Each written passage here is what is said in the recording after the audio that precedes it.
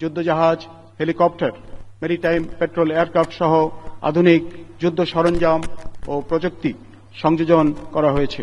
প্রায় এক দশক ধরে নৌবহরে সংযুক্ত হয়েছে দুটি সাবমেরিন। এই সাবমেরিন সংযোজনের মাধ্যমে আমাদের প্রাণপ্রিয় নৌবাহিনী একটি ত্রিমাত্রিক নৌবাহিনীতে পরিণত হয়েছে। এই ত্রিমাত্রিক নৌবাহিনীর সক্ষমতা বৃদ্ধির অংশ হিসেবে নতুন নৌঘাঁটি, যুদ্ধজাহাজ, আধুনিক যুদ্ধ সরঞ্জাম ও প্রযুক্তি সংযোজনের কার্যক্রম চলমান রয়েছে। অবগত শুধু গণপ্রজাতন্ত্রী বাংলাদেশ সরকারের মাননীয় প্রধানমন্ত্রীর নির্দেশনায় প্রতিরক্ষা শিল্পে মেড ইন বাংলাদেশ নীতির আলোকে দেশীয় প্রযুক্তির বিকাশ ও নিজস্ব সক্ষমতা বৃদ্ধির লক্ষ্যে বাংলাদেশ নৌবাহিনী নিরলসভাবে কাজ করে চলেছে। এরই অংশ হিসেবে বর্তমানে বাংলাদেশ নৌবাহিনীর তত্ত্বাবধানে পরিচালিত 3টি শিপইয়ার্ডে বিভিন্ন প্রকার যুদ্ধজাহাজ নির্মাণের কার্যক্রম চলমান রয়েছে। ইতিমধ্যে শিপইয়ার্ড সমূহে বাংলাদেশ নৌবাহিনী এবং কোস্টগার্ডের জন্য যুদ্ধজাহাজ সহ অন্যান্য সরকারি ও বেসরকারি সংস্থার জন্য বিভিন্ন প্রকারের জাহাজের নির্মাণ কাজ হাতে নেওয়া হয়েছে। সম্প্রতি dockyard engineering works limited Narayanganj কর্তৃক একটি ফ্লোটিং ক্রেন বিএনএফসি বলিয়ান নৌবাহিনীকে হস্তান্তর করা হয়েছে। এছাড়াও গত সপ্তাহে বাংলাদেশ কোস্টগার্ডের জন্য 5টি পেট্রোল ভেসেলের নির্মাণ সংক্রান্ত চুক্তি স্বাক্ষরিত হয়েছে এবং ইতিমধ্যে কিল লেইং অনুষ্ঠিত হয়েছে। অপরদিকে খুলনা শিপইয়ার্ডে বাংলাদেশ নৌবাহিনীর ল্যান্ডিং অপারেশন পরিচালনার সক্ষমতা বৃদ্ধির লক্ষ্যে 3টি এলসিটি নির্মাণের কাজ প্রায় চূড়ান্ত পর্যায়ে রয়েছে। এছাড়া খুলনা শিপইয়ার্ডে 4টি লার্জ পেট্রোল ক্রাফট নির্মাণের কার্যক্রম আমরা এই বছর শুরু করতে পারব বলে আমরা আশা করছি ইনশাআল্লাহ। একই সঙ্গে বাংলাদেশ ওশেনোগ্রাফিক রিসার্চ ইনস্টিটিউটের জন্য সামুদ্রিক গবেষণা জাহাজ নির্মাণের কাজ এই সপ্তাহে শুভ উদ্বোধন করা হয়েছে। সরকারের নির্দেশনা অনুযায়ী বাংলাদেশ নৌবাহিনীর তত্ত্বাবধানে পরিচালিত শিপইয়ার্ড সমূহে অদূর ভবিষ্যতে অফশোর পেট্রোল ভেসেল, করভেট এবং ফ্রিগেট সহ অন্যান্য যুদ্ধজাহাজ নির্মাণের পরিকল্পনা প্রণয়ন করা হচ্ছে। প্রিয় সুধী, নৌবাহিনীর অপারেশনাল সক্ষমতা বৃদ্ধির পাশাপাশি মানব সম্পদ উন্নয়ন ও সেবামূলক কাজেও উৎকর্ষতা বৃদ্ধির পদক্ষেপ হাতে নেওয়া হয়েছে। বানুজা পতেঙ্গা হাসপাতালের শয্যা সংখ্যা 150 থেকে 250 শয্যায় উন্নীতকরণের কার্যক্রম চূড়ান্ত পর্যায়ে রয়েছে। চট্টগ্রাম নৌ অঞ্চলে বাংলাদেশ নৌবাহিনীর তত্ত্বাবধানে ইতিমধ্যে একটি মেডিকেল কলেজ স্থাপন করা হয়েছে এবং এই মাসে এই কলেজের একাডেমিক কার্যক্রম ইতিমধ্যে শুরু হয়েছে।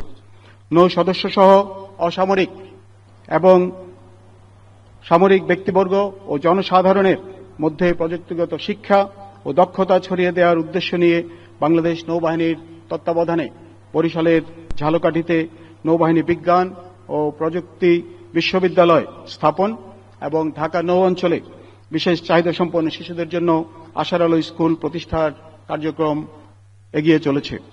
সুধীবৃন্দ, আপনারা জানেন 2024 সালের জুলাই মাস হতে দীর্ঘ প্রায় 2 বছর বাংলাদেশ নৌবাহিনী ইন এইড টু সিভিল পাওয়ারের আওতায় অসামরিক প্রশাসনকে সহায়তা প্রদান করেছে এবং আইন শৃঙ্খলা রক্ষায় নিয়োজিত ছিল। ত্রয়োদশ জাতীয় সংসদ নির্বাচনে উপকূলীয় অঞ্চলে শান্তি শৃঙ্খলা রক্ষায় নৌ সদস্যদের ভূমিকা ছিল সর্বজন বিদিত।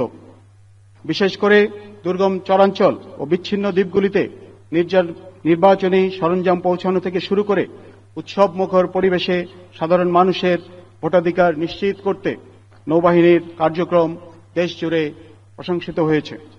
আমি দ্ব্যর্থহীনভাবে বলতে চাই, দেশের প্রয়োজনে সর্বদা নিবেদিত থেকে যে কোনো প্রকার ত্যাগ স্বীকার করার জন্য বাংলাদেশ নৌবাহিনীর প্রতিটি সদস্য সদা প্রস্তুত এবং ভবিষ্যতেও প্রস্তুত থাকবে ইনশাআল্লাহ। প্রিয় প্রশিক্ষণার্থী কর্মকর্তাবৃন্দ, আজ তোমাদের চমৎকার কুচকাওয়াজ দেখে আমি মুগ্ধ হয়েছি। তোমাদের প্রাণবন্ত এবং উচ্ছল তারুণ্য আমাকে আশান্বিত করেছে। তোমাদের স্মরণ রাখতে হবে, সমুদ্রের নিরাপত্তা ও সার্বভৌমত্ব নিশ্চিত করার মাধ্যমে দেশের সামগ্রিক উন্নয়ন এবং অগ্রগতি অর্জন করাই আমাদের মূল লক্ষ্য। বাংলাদেশের বিশাল সমুদ্র এলাকার নিরাপত্তা বিধানের লক্ষ্যে সকল প্রকার চ্যালেঞ্জ মোকাবেলার জন্য তোমাদেরকে নিরলসভাবে কাজ করতে হবে।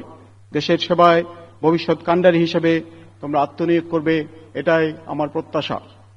প্রিয় প্রশিক্ষণার্থী, মিডশিপম্যান ও ক্যাডেটবৃন্দ, তোমাদের মতো তরুণ ও উদীয়মান প্রজন্মকে উন্নীত প্রশিক্ষণের মাধ্যমে যোগ্য নেতা হিসেবে গড়ে তোলার লক্ষ্যে প্রয়োজনীয় সুযোগ সুবিধার সমন্বয়ে তৈরি করা হয়েছে আজকের নেভাল একাডেমি। এ সকল সুযোগ সুবিধা কাজে লাগিয়ে প্রশিক্ষণলব্ধ জ্ঞানের মাধ্যমে ভবিষ্যৎ নৌবাহিনীর নেতৃত্বদানে যোগ্য কর্মকর্তা হিসেবে তোমাদেরকে প্রতিষ্ঠিত হতে হবে। দেশের অতন্দ্র প্রহরী হিসাবে দায়িত্ব পালন করার মানসিকতায় নিজেদেরকে প্রস্তুত করতে হবে। প্রিয় কমিশনপ্রাপ্ত অফিসারবৃন্দ, আজ তোমরা 61 জন সম্ভাবনাময় তরুণ তরুণী একাডেমির সীমানা পেরিয়ে নতুন কর্মজীবনে প্রবেশ করতে যাচ্ছ। তোমাদেরকে মনে রাখতে হবে যে কঠোর প্রশিক্ষণ তোমরা সফলভাবে সমাপ্ত করলে তা তোমাদের ভবিষ্যৎ উৎকর্ষতা অর্জনের সূচনা মাত্র। সততা, নিষ্ঠা এবং আত্মত্যাগের মন্ত্রে বলীয়ান হয়ে অন্যান্য বাহিনীর সদস্যদের সাথে কাঁধে কাঁধ মিলিয়ে দেশের সার্বভৌমত্ব রক্ষা এবং যে কোনো পরিস্থিতি মোকাবেলায় তোমাদেরকে অগ্রণী ভূমিকা পালন করতে হবে।